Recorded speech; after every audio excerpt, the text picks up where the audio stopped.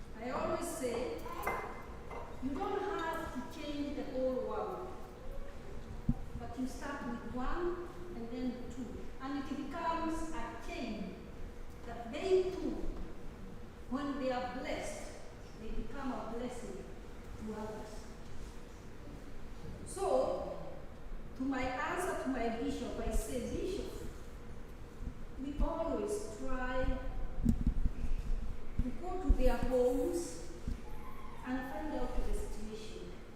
So we don't just take anyone. So right now we have, I can say, over 100 students who are not able to pay, not even a single penny. Then we have a middle group who pay little by little.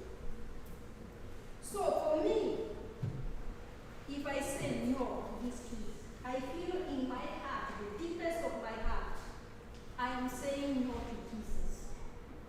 And every time I ask myself, if I were to die at this moment, and I go before the Lord, and He showed me all this, you know, Sister Rose, this is what I created you for. You are to do this, you are to do this. This, the road was for you, but you can't do this way. I don't know what I would say. So myself, I tell myself I can do all what I can do in the little power I have to make a difference in the life of these kids. After all, Jesus says there are two greatest commandments, and that is to love God and love my neighbor. So I'm loving my neighbor by helping these students, by seeing Christ in these students. So I invite you, you who are here today, to join me and help me to help Jesus. Because when you help me, or these girls, you are not doing for me, but for Jesus. So you become an instrument by doing that. So for me, I thank you so much. The fact you are here, it gives me joy, knowing that somebody somewhere will do something. And so I invite Samuel to let you know what he is doing for the girls. Thank you so much.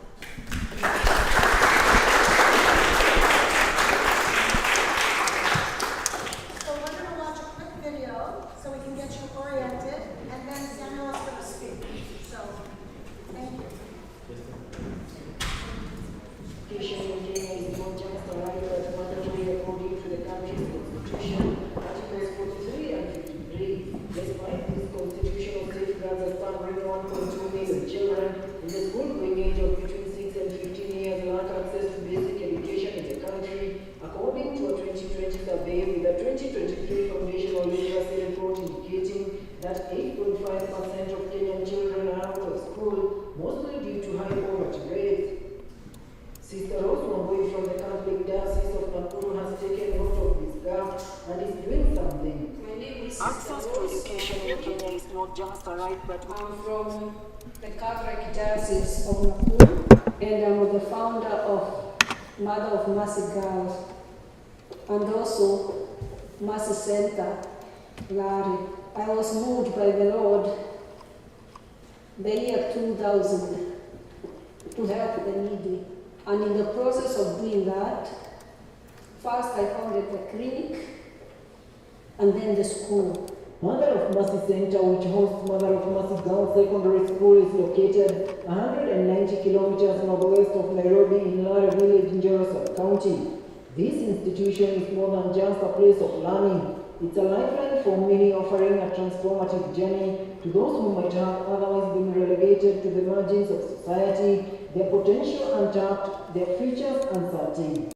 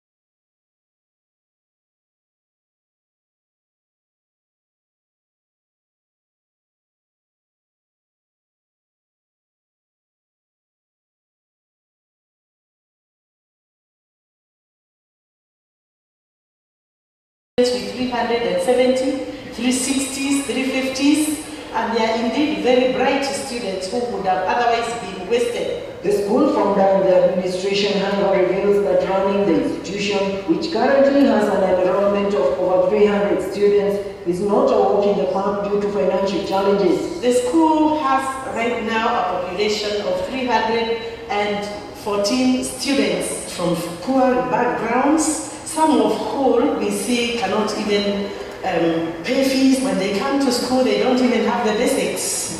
That is the toiletries, and even cannot afford to buy uniform for themselves. The school may look so great, but hardly can we even be able to cover the cost of paying the teachers. But we go out there and we speak to people, and there are some people outside the country who have been so generous. You will see all the girls here in our school, they have no long hair. And the reason we do that is to cover most of them who are poor, because they can't be able to keep the hair.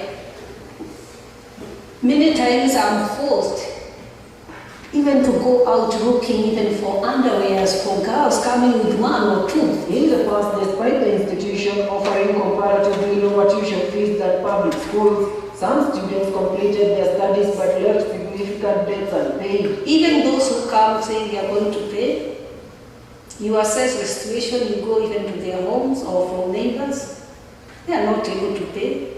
So at the end of the 4 years, they leave a big debt. So, but we will not keep away kids who are very needed to come. We will support them because we believe that God will always open doors for them. And that's why we are working so hard with other projects to support them. To supplement the mega fees paid by a section of the students, the school operates income-generating units. These include dairy cattle and pig farming, as well as greenhouses for horticultural products. Some of these products fulfill school needs, reducing expenses while the surplus items are sold in the local markets. Profits from sales help bridge the school's financial shortfall. We are growing capsicum. That one is basically the one that is bringing in some income for the school. We also are growing chives, which sometimes become a challenge because of the market. We really do not have right now a very good income. The school is broadening its revenue sources by setting up an oil refinery just a short distance away. This initiative commenced with supplying sunflower seeds to local farmers and constructing the project, which has resulted in job creation for many individuals. You have to be creative in a way to generate cash to fund their education. I would love to see many people come to buy that oil, the sunflower oil, and the products that comes from the sunflower oil, because by buying those items, they are changing the world of each of these kids. And it will be a very big contribution. From the process we get from the sunflower, we are able to educate the needy girls. So the idea here is to create sustainability. That means when we receive support, we are able to do multiplication of the resources by buying the sunflower from the community and producing oil and also the byproducts like animal feeds, like glue. We have also candles and soap. The project has been warmly welcomed by the community, which previously had to travel long distances to obtain oil and other household items. The school plans to establish additional oil dispensing machines within the community to further enhance accessibility. In this project, we are creating employment for the people around. We've already engaged 10 employees, and within a short time when the project will be running, we'll have employed more than 20 people directly. We may also have other indirect employees, like the ones who are cashiers, which is a big number. My name is Peter Kimani. I'm a resident and a member of the community around this factory. We are happy that this factory was set at this place First of all, because we have been walking for kilometers, like 10 kilometers. So as a community, we are very much glad for this photo to be set at our place. As you can see, I have our oil here, so it is very affordable. And it is a walking distance. Sister Rose Mamboi, whose vision is the social and economic transformation of societies through empowering girls, appeals for support to realize this goal. We really wanted to see our children, our girls, be there in the world, changing the world, transforming their lives and the lives of their families. That's my whole idea of educating them. Most of these kids are poor. We need these like books, we need food, we need even clothing, we need everything. I haven't had so much support from the local, but I must say our former president supported me in different ways. Actually, that building is named after him because he came here, held a fundraising, and has supported me even putting water tanks. I must say he was a great man who has supported this school. Every girl deserves the opportunity to pursue her dreams, irrespective of her background. Each girl who enters this facility relies on your support in any form to help her succeed.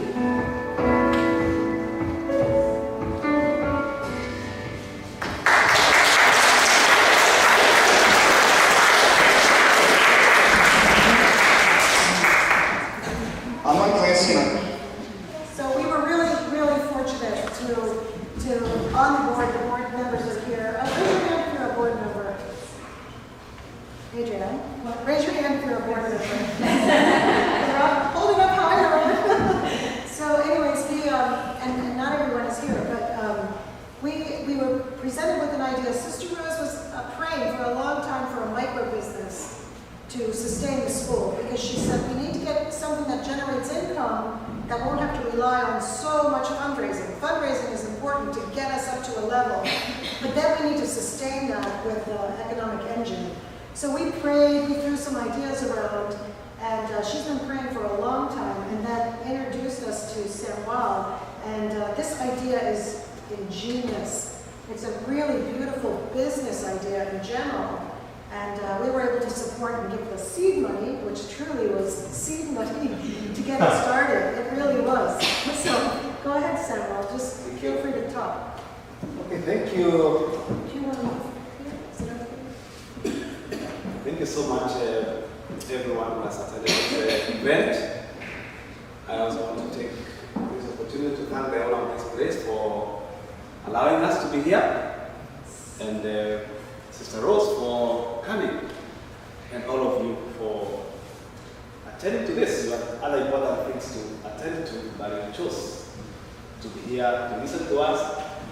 My English may not be as good as you would wish, but I'm very sure I'll be able to communicate a few thoughts and share a few thoughts from my heart and from what we're doing, so that we can catch the vision and be able to see how, in whichever way you can be able to tap in, or be able to get into the pipeline and see how you have a small way that you can be able to get into the vision of this.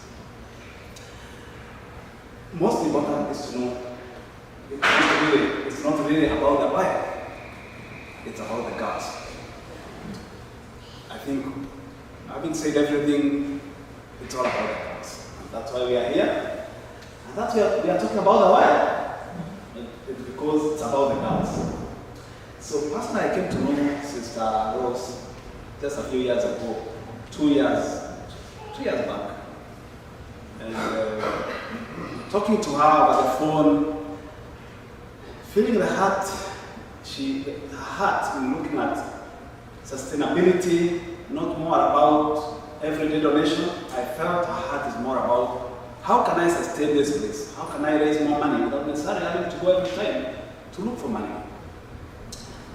I work for a Christian NGO on Compassion International, where I work as an internal auditor, and as a person, I'm a beneficiary of sponsorship.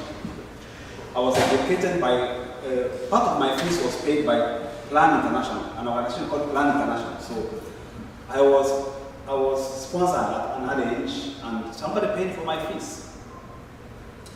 And when Sister Rose approached me with ideas, because she has all these many ideas, we started discussing, and I felt, yeah, as part of my giving back is to give myself fully to this project, not like more of business or not more like consultancy, more of actually how can I make a difference in my using my skills to bring sustainability, so that Sister Rose doesn't have to go tomorrow, every other day maybe to fundraise, and maybe can do more fundraising for other initiatives.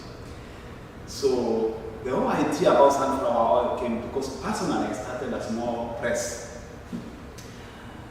I know when I talk about sunflower here, it looks a bit, people don't value sunflower so much here. I think just like even in Kenya, people feed sunflower like for feeding cows and feeding goats or feeding chicken. Like even in our place, we used to grow sunflower to feed chicken. And even in Kenya, many people grow it for that purpose. So my wife, who is a biotechnologist, was doing some research and one day suggested to me, why don't we look at, can't we do some press using sunflower? There's some oil content, and the oil is as good as any other, it's better than most of these oils we're buying from the shelves. That time in Kenya, actually right now in Kenya, a liter of oil costs around, we're talking about sunflower oil or seed oil, not animal fat oil, costs around $5. 1 liter would cost like around $5. On average, a single family in Kenya, they rely on a day-to-day activity where they are paid $2. $2 is the wage. $2 is the daily wage for an average family. That's like around 300 Kenya shillings. That's what they earn on a daily basis when they go out to do some cleaning business for food, do some work in the shambas and the farms. They get $2 per day. That means an average family cannot afford cooking a liter of cooking oil. So when Sister Rose approached me in 2020, and I think I have a short time to share that, I'll try to condense everything so that you can catch what we're talking about here, is that I thought about sunflower oil. I said, why can't we create inequality? Most of the oil is being sold by multinationals. If you come to Kenya, you go to a typical supermarket, you find cooking oil that is not even sold by Kenyans, but it's actually manufactured by multinationals. You find big companies who have quite a lot of oil, and most of them they are packaged in like this kind of a bottle. Okay, this is water. It's very nice. I've tasted it. So, but the oil they package in opaque bottles, because they don't want customers to see, because under cold weather it solidifies, so sometimes something impurity, so you don't want it to be very open. So they package it in yellow bottles that you cannot see what is inside. When you go to cook, maybe sometimes when the oil is about to finish, you find some sediment on the top, at the bottom. So I felt we can do something different. Number one, creating a unique idea, getting the best oil that you can so that you can compete favorably. And by extension, we bring the returns back to the school to support more girls. So I shared with Sister Rose the idea, and we started now thinking, how do we finance this? Because again, this is a mega project, and I told her we can start from somewhere. We can start from a mini enterprise, and then we can continue upscaling. And of course, whatever we call mini is like almost an average kind of an industry that not many people are able to afford to put up such kind of an industry. So she approached the board here, members of the board. They discussed, I thanked the board for supporting this idea.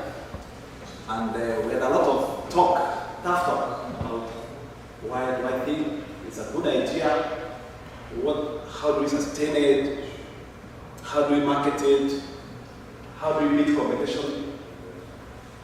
I was put to task to explain that, and I gladly offered myself to be able to explain, because personally I've done it at a personal level, and I felt this was a good idea, so the board gladly supported. And through one of the members of the board, Kathy, she moved on very fast, and we got the first support to buy seeds. You see here,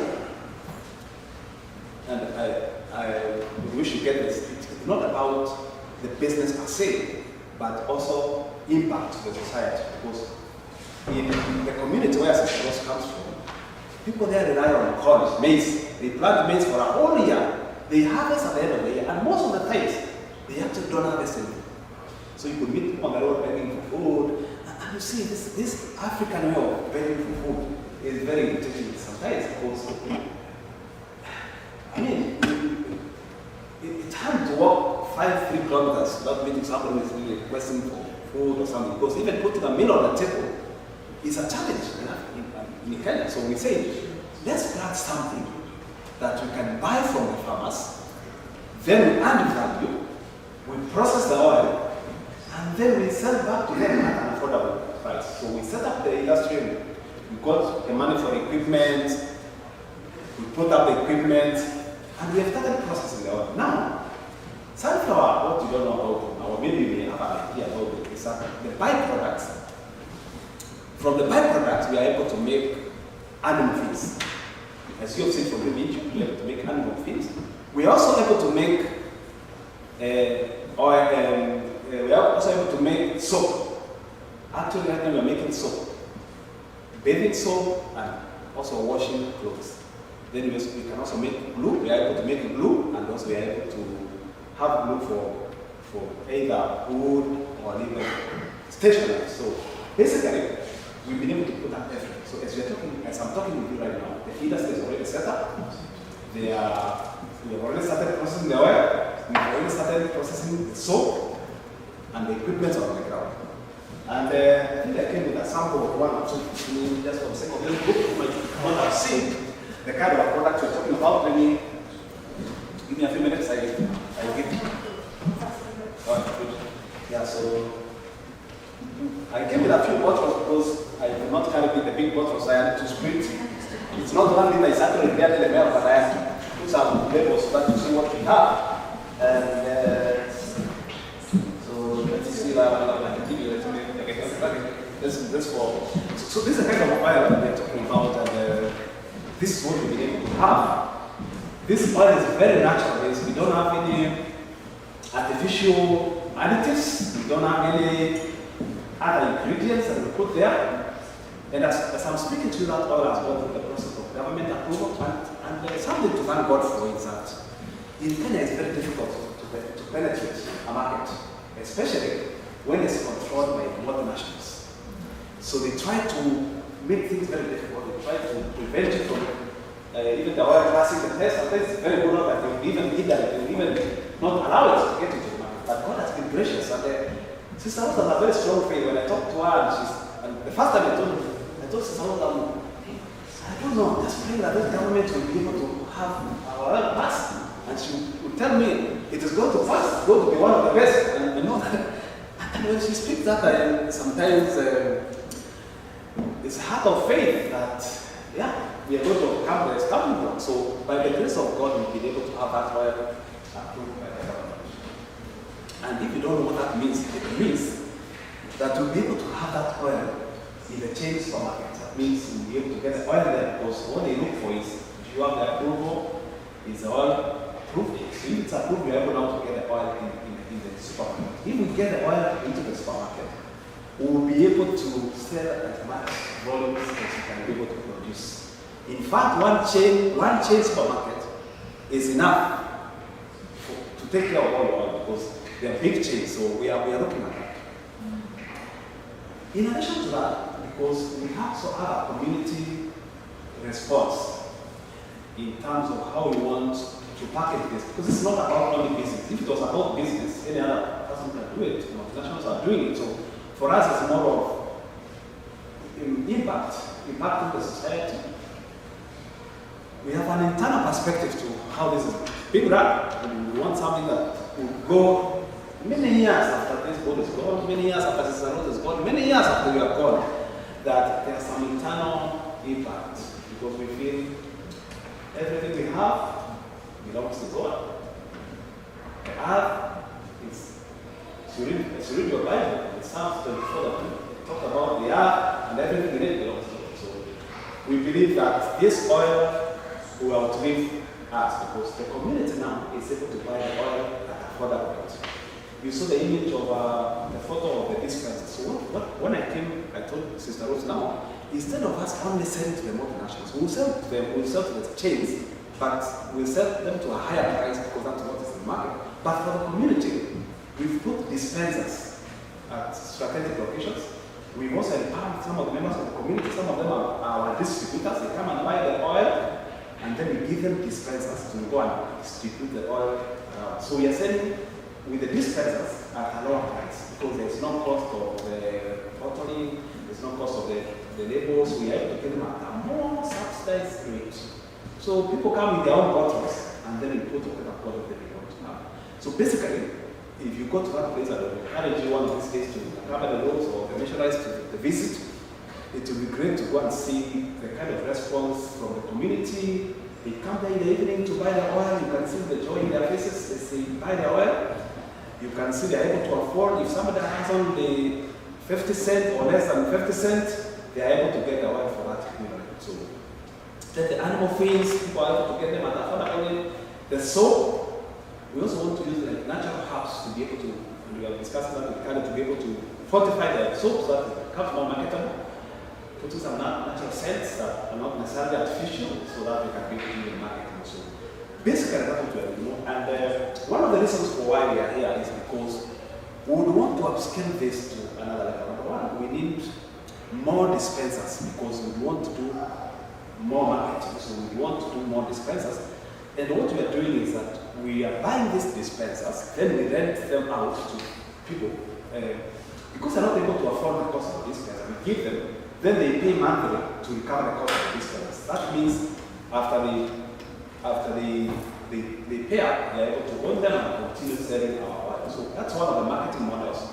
Number two, it's difficult to market this oil without a car. However, how much we want to say, it's very difficult to carry the oil from one place to another marketing. And of course, you have to create an image to the marketing team that, I mean, you are a serious company, so if they find you, maybe you're carrying your oil with your hand, I think you're not serious. So we want to buy a car for marketing, we brand it. This oil is called Massive Oil, and you look at it, it has a cross, if you look at the label, it's a small cross there, because we also have an internal perspective to what we're doing. Because we feel that by people buying that oil, they also help educate the girls. So the issue is, we would also want to buy the raw materials, enough raw materials, because the sunflower seed from the farmers, we are buying from the farmers, so we need more money to buy more so that we can produce more. And of course, the whole issue about logistics, marketing, and everything. The whole idea about this is to be able to put back this money to the school. We sponsor more girls. Personally, I sponsor a girl in our community. There's a community called Maasai. I know you've heard about Maasai. I sponsor a girl now who's class 7. I only pay like around $30 a month. I know when you talk about $30 here, it may not be much money, but when it is there, it's a lot of money. So I pay $30 for my salary, and it goes to a girl, a Maasai girl. That means all of us are able to do something in a small way. It doesn't mean that you have to do this big thing, but that means all of us can do something about the girls here. That's why even in your tables, we paint the photos for the girls, so that maybe if you may not be able to raise much money, but you can be able to raise either quarterly, every term, or per year, or how amount, you can make an impact to one of the girls. And most importantly, to raise this money now, to put up dispensers, to buy a car for marketing, and to buy enough raw materials. So, thank you very much for listening to me, and I'll be more than glad to take a question or two, and maybe whether to come up.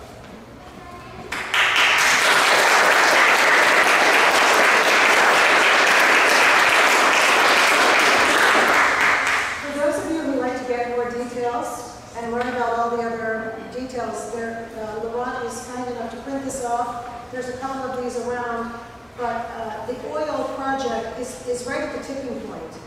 We suspect that by the end of this year, we're going to have everything running so that next year what the factory generates is about $150,000 a year to offset the expenses of the school. Now that's our wish and our hope, but we still have things we have to do to get that factory up and running. The other thing is there are other needs at the school, and there are other amazing stories, but we won't cloud it up today to talk about them. There's a track and a field, and people are winning national and international competitions, and coming from everywhere to Mercy, because Sister, who was a track and field person herself, said we need a track. They need to learn how to get speed on a flat surface. So there's a little bit more that has to go. The girls themselves need scholarships. It's not like we're in desperation, but they will be in desperation if we don't get this up to the point that it needs to be. So we have faith that it's getting there. It's a tremendous business. Samuel, you've done a great job, an incredible job. He's been traveling over 3 hours. Those roads are no joke. Everybody who's been there, it's like up and down. Oh my gosh, I think that my legs, it takes a long time to get anywhere. He goes 3.5 or 3 hours back and forth. He has his own family, but he goes to keep an eye on things. He goes to train. One of the girls working in the factory is a graduate of his school. She was trained and educated, and she went off to college or technical school, and she's now hired to work in the factory that is producing income and products for the girls who need it. And I was there, and I just want to say, if you go, if anybody wants to go, there are trips to go. These girls are typical high school girls. They're so funny. I mean, they're so great. Like, you take a picture of them, you know. They're just normal. They're normal girls. But they haven't been given the privilege that we have. And they're great. They're so fun. These girls are incredible. But if they get an education, this changes their family tree forever and the whole community. If they don't, the things that happen to them are really unspeakable. So we won't speak about that now. But it's the truth. So we're trying to ask, any penny you have is great. If you have more than that, great. If you know someone else, great. We just want to spread the word. So thank you, Samuel, for everything. Thank you, Sister Rose, and all the board, and all the guests. We thank you so much for coming. Thank you, Adrienne. You've done a great job. Michelle Hibbert is here from Mission by Christ, and she is responsible for sending the Kenny missionaries. So if you're interested in going, next summer there's a trip in next July for like 2 weeks. If you haven't been over, you must try to go over and take a visit. It's truly life-changing. It's a very worthwhile organization, and we've had a lot of support from the bishop in the Diocese of Arlington. He's actually met with his top person this week with Samuel, and he's agreed to give us 4 dispensers for the sunflower oil to give us funds to support at least up to 4 or 5, I think he said. So that's a good thing. That came out of the meeting from Samuel coming here. So every little meeting, every little connection that people make, you never know where it's going to go. And just being here today, I'm sure something new will come out of that. So thank you all for coming today. And thank my brother Ed and Lisa for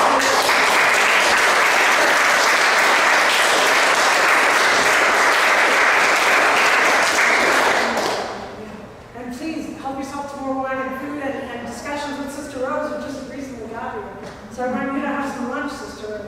Thank you. Sure, if I could just say one thing about Sister, because I'm a relatively new board member. My name is Debbie Spagnoli, and I just wanted to talk about Sister, because that's why I'm here, right? She convinced me, and she was just giving. The first time I met her, she was just giving to me, to the people around her. And the more you talk to her, the more, like we did Samuel, the more you talk to her, you see her heart, you see who she is and what her dream is. And I know that heaven wants to make her dreams come true for these girls and for her community in Kenya. And what is inspiring to me about you is the power of one. The power of one woman. And this is mostly a cloistered nun on the convent in Georgetown since 1994. And what she has been able to do as one person for this community back in Kenya, not just for, she's doing a lot for us. And what she does for us, we don't even realize and know. and we don't understand how God's economy works like that. But it's like what she does for us and what we can do for her helps the world. And we don't understand how that works, but we just know and accept that it does.